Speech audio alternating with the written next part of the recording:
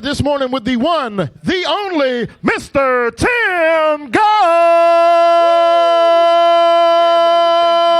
Thank you so much. Wow. All right, you ready? What a day yesterday, huh? I just want to say to Andy, thank you for allowing me to show up in the first quarter, man.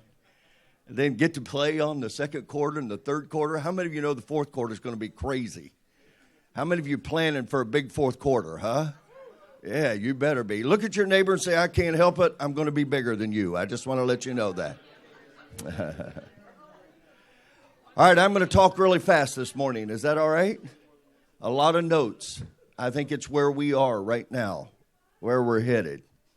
Leadership is about leading. Would you agree with me on that? And I think it's not just getting started. I think it's finishing.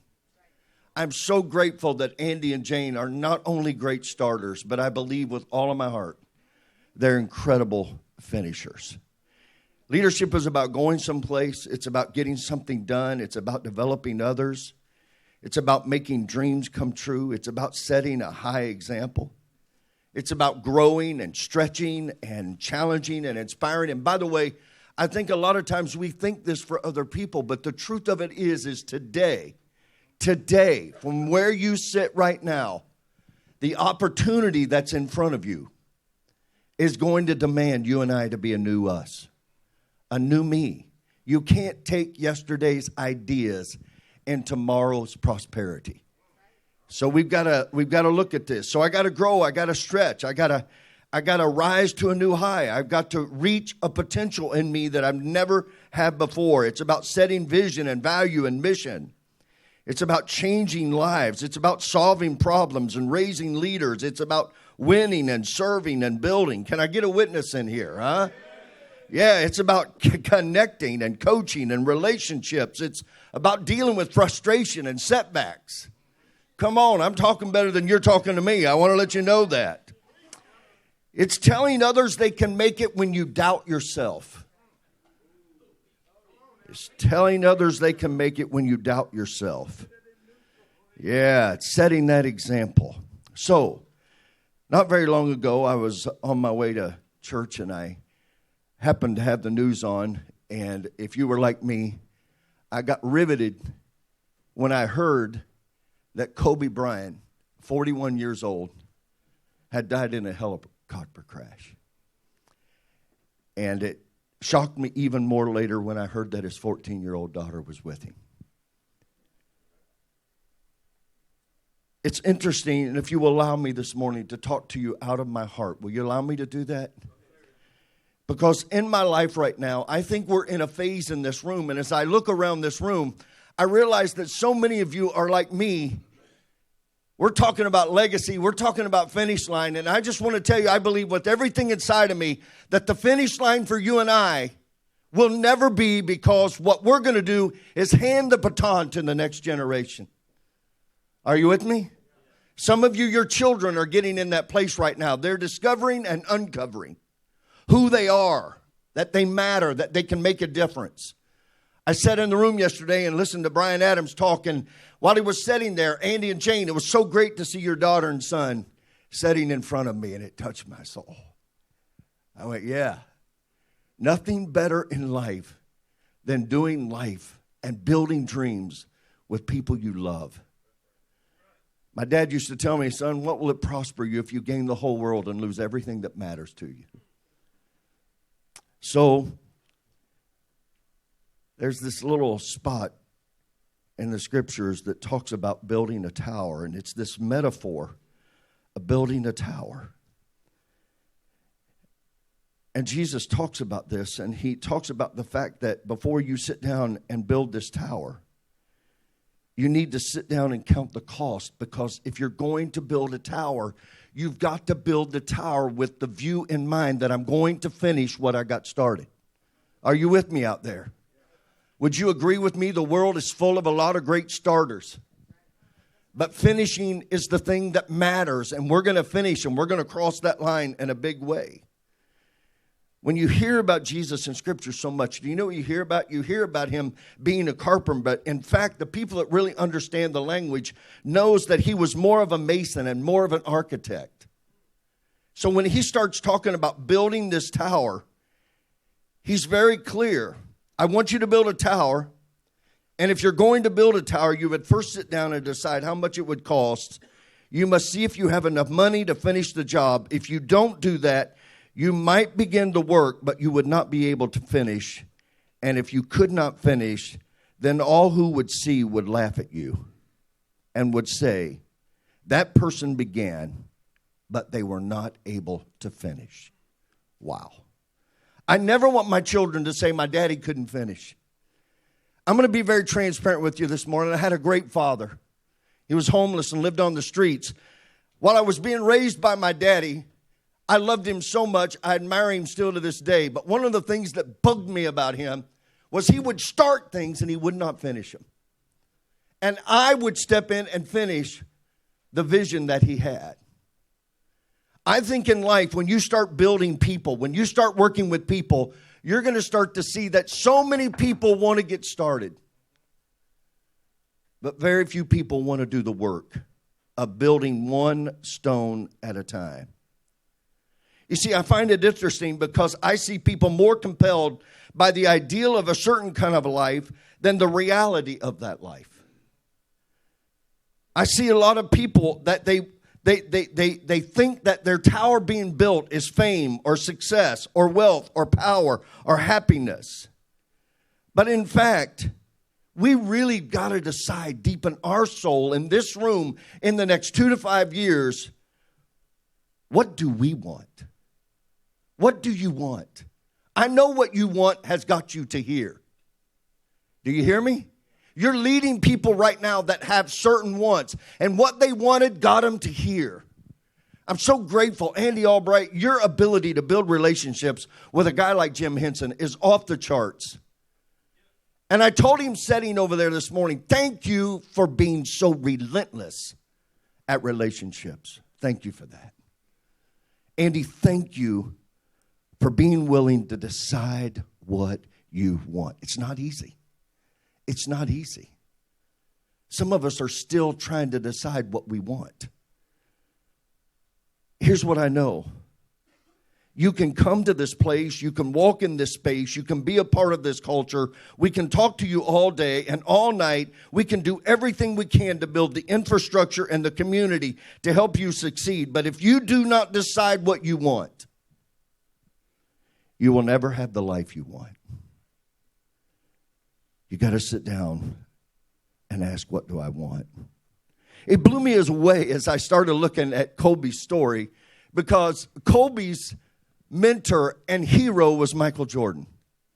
Isn't it amazing? And LeBron James, guess what? Kobe was his mentor. Isn't it amazing the night before that Kobe got to watch LeBron James break his record? Isn't it amazing that Michael Jordan got to watch Kobe break his record?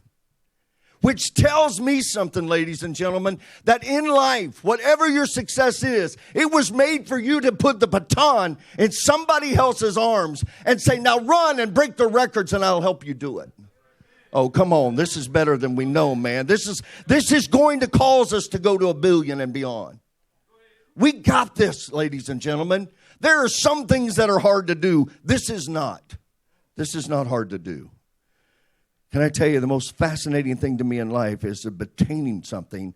When you achieve something, as soon as you achieve it, it seems like you can't sustain it. Why is it that everything that is great in my life doesn't just happen? My wife's got me eating grass, running 5 miles a day. I am not a happy boy right now. I'm just telling you I'm not. I've lost 7 pounds and I'm more miserable than I've ever been in my life. Why don't you just release me and let me go? I say, baby, come on. Big Macs are waiting on me. There's a world waiting on me. But she lets me know on the other side of leaving Big Macs alone is a me that I'm going to love more. I can't imagine it. Me full of Big Macs makes me love me more. I don't know. If I'm a little mean this weekend, just look over it. It's interesting to me, though, because LeBron and Kobe and all these people talk about the universe coming together to bring these moments together. And I find it really wild and weird that it's almost like in their minds that it's old-fashioned to believe that maybe the universe coming together has a hand on it. Maybe God is ordering our steps more than we think he is. I'm going to be raw. I don't know if you're streaming or not, but the moment I met Andy Albright in his office, I'm telling you, buddy, I just saw that God had his hand on you. I'm not saying you're perfect. I'm not saying any of that. Don't anybody hear me wrong. But man, I went, there's something in this. And now I'm starting to see at a whole nother level what I saw that day. I can almost tell you with every one of you in this room, when I met you, I looked in your eye and I can see beyond where you are. I just want to ask you, what do you want? Are you involved right now in helping other people pass you? Are you involved in helping other people by your example, by your life? He's saying decide what you want. And the second thing he's saying is decide how much it's going to cost. Determine what it's going to cost. You must see that you have enough to finish the job. You see, can I just talk to you for a second? I think this whole idea of grace is really, really cool, but I think sometimes we use grace as a crutch. And I just want to let you know that your eternity is taken care of, but nowhere in Scripture does it ever say that just because your eternity is taken care of, that all of a sudden I'm going to make it easy for you right now. It's not there. When Brian talked yesterday about setting in his house, don't ever underestimate or despise the day of small beginnings. You see, I believe with all of my heart that you have destiny on you that people around you just don't even understand. It's so amazing to me because Michael Jordan was Kobe's hero and LeBron James, Kobe was his. And when LeBron James was 20 years old, Kobe gave him a pair of his shoes. The problem was the shoes were one size too small. But Kobe wore those shoes every day. Do you know what I've noticed about people that have destiny on them? They have gratitude. Have you ever tried to help somebody and be something for somebody, and no matter what you did, it was never enough?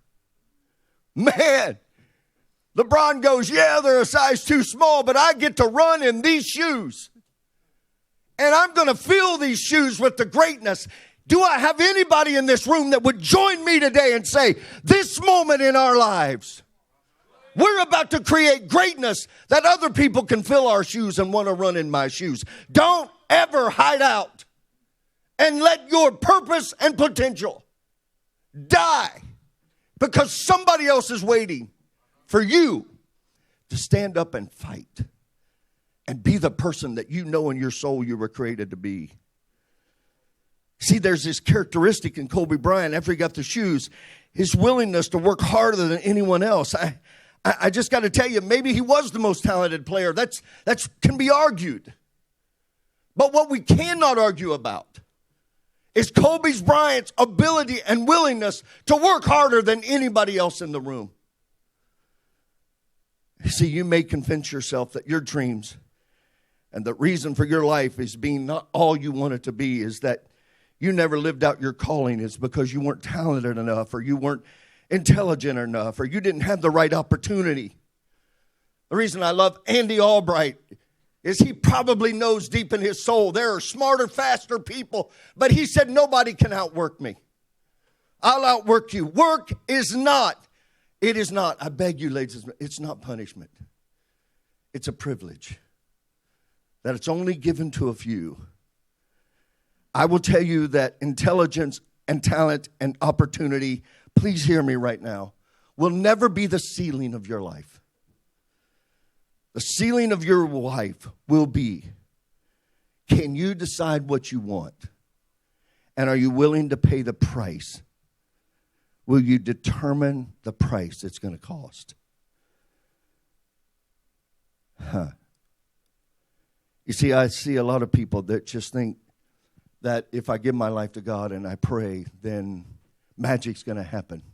I hope you don't mind me being this bold with you today. I hope you don't mind. And they're all sitting around for the magic. And I just want to tell you that having God in your life is not magical, but it is miraculous. And right now, if you would just be faithful in the little, I promise the big is coming. It is amazing how long it's taken to put this new future together. And is it perfect? Probably not. Life's not perfect.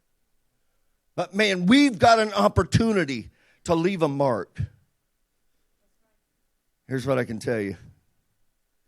In your life, are you willing to pay the price to build the tower that is your life? Are you willing?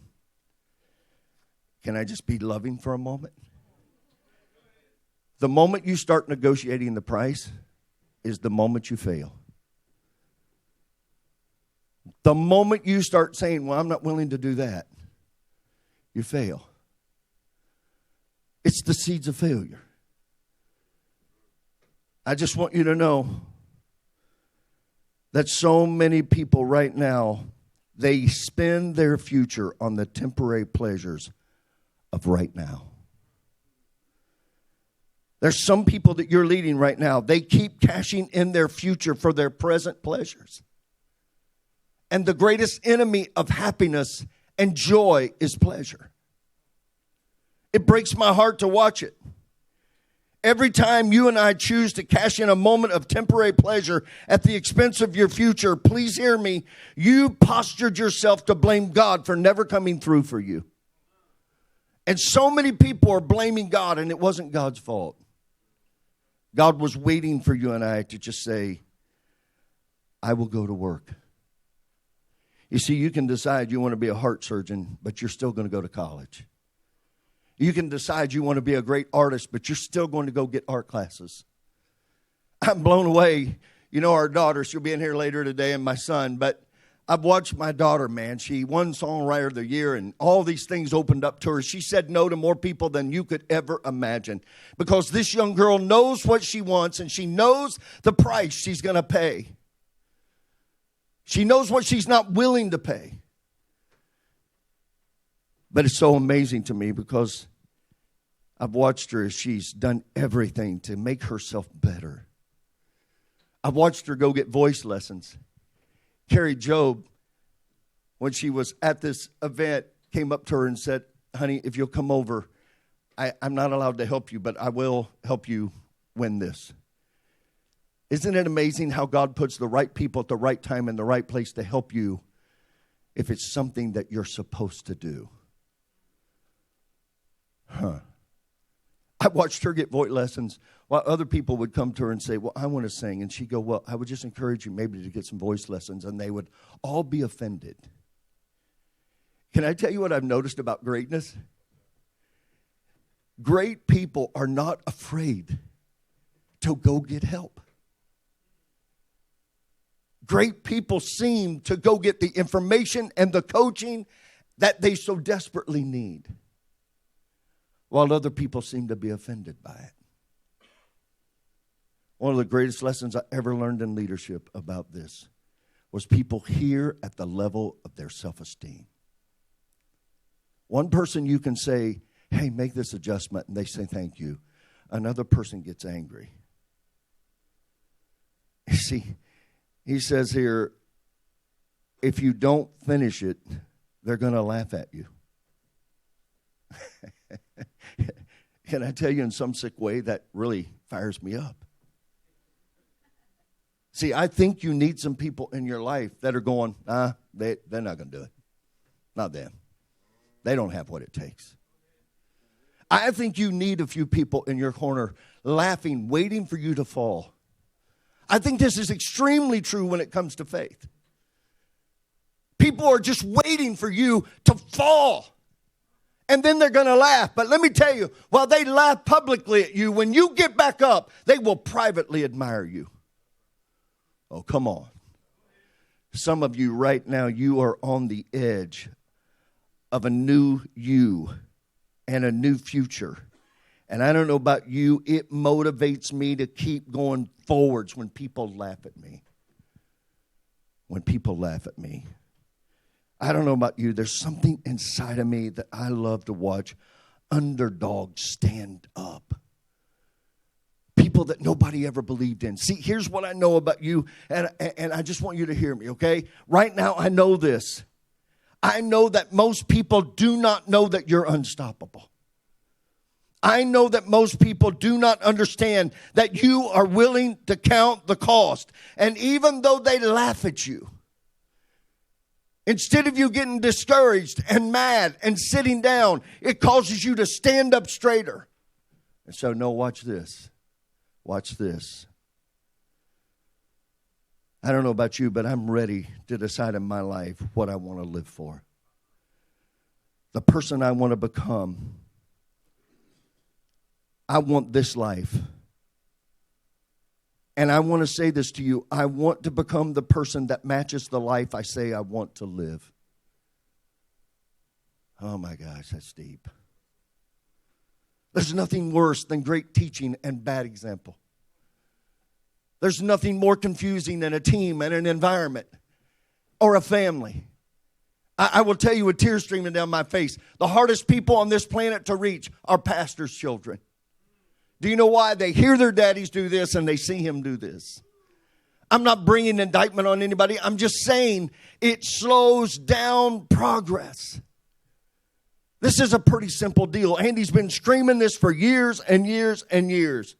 Brian Adams comes in and he puts it in another agrarian just idea that says, hey, we're going to plant seed, we're going to water, we're going to nurture, we're going to harvest. And I don't know about you, I sat over there and went, yeah, game on. I may be tired, I may be limping, I may be wounded, I may be confused, but you ain't dealt with me yet. Because we are not going to stop till we finish. And I'm telling you, Andy and Jane, when I stood in your office, and I've stood in the back of the rooms, and I've been on the road with you, and I've flown in your jet, I always look over and go, it ain't fair. But God's got his hand on you. And every one of you in this room, you're learning, like I'm learning, how to love, how to forgive, how to serve, how to care, how to work, how to honor, how to understand authority, how to understand order. I just want to remind you one more time. Decide what you want. Determine what it's going to take. And then do what you must. Do what you must. This is going to upset some of us. Because some of us are going to have to pay a different price than somebody else. You keep comparing your journey with somebody else's journey, you can't do it. There's something being done in you that the world cannot explain.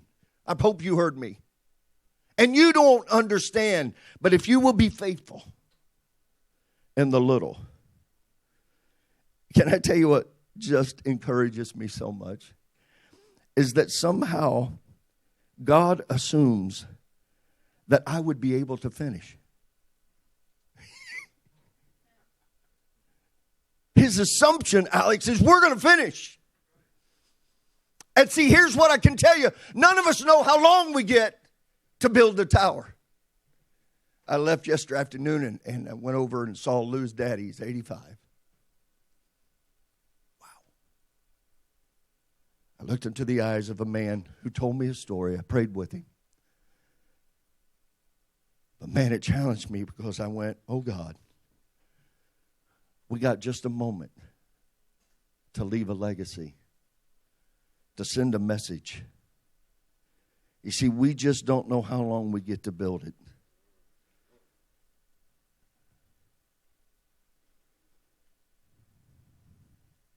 If you and I are going to step into our legacy,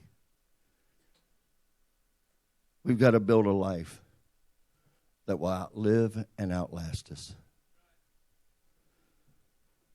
If you're going to finish, I can just tell you, you're going to have this challenge over and over and over every day. What am I going to do? Colby, 41. Daughter, 14. I don't know about you as a daddy. I put myself in that helicopter with him. And I was thinking, oh, Lord, I've got to play my game. But God, help this little one. I just want to let you know that it's out there for you and I. It's out there for you and I if we will go chase it. If we will absolutely sit down and say, I am going to build this tower. And I'm going to have my mates go with me. I just spoke for a leadership thing, and I don't know why. I've been drawn lately to this whole French bicycle race. What do you call that thing? Tour de France. And to be honest with you, I was really like early in my life, I was like so bored by this thing. Tour de France. And man, I started looking into it, and then I found a word that really irritated me, and I close. This word just irritated the mess out of me. I didn't even want to say it. I don't want to say it right now, but I'm going to say it. It's not a cuss word, Kelly. It's all right, I promise. I'm just kidding. But can I tell you? It's the word Peloton. And I used to think that this French bicycle race was just a bunch of guys strapped on bicycles running as fast as they could, pedaling their brains out. And the more I begin to study, I begin to find out that literally they have a guy in the middle named a sprinter. And everybody else in that circle around that sprinter is called the Peloton. And their reason for existing is to serve and protect and help this person in the last 70 yards be able to sprint to the line. Who's in your Peloton? Whose Peloton are you in? I don't even know how long ago it was, but I walked into Andy's office and I went, I want to help this man and his wife win. And because of him, I have a relationship with a lot of you in the room. And I want to tell you, I mean it when I look you in the eye and tell you, I want you to win. I'm playing for something way bigger than any of you can ever imagine. I believe with all of my heart, we have this moment right now that if we won't back down, if we will stand up and we get a group of people around you, I think Paul described it as the pack.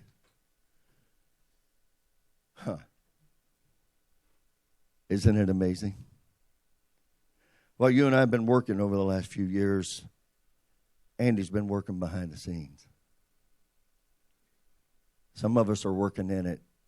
Some of us are working on it. Thank you, sir. So here's what I know. I want to help him win. I don't believe you've won yet at the level that you were made to win. But I believe this is our moment, every one of us in this room.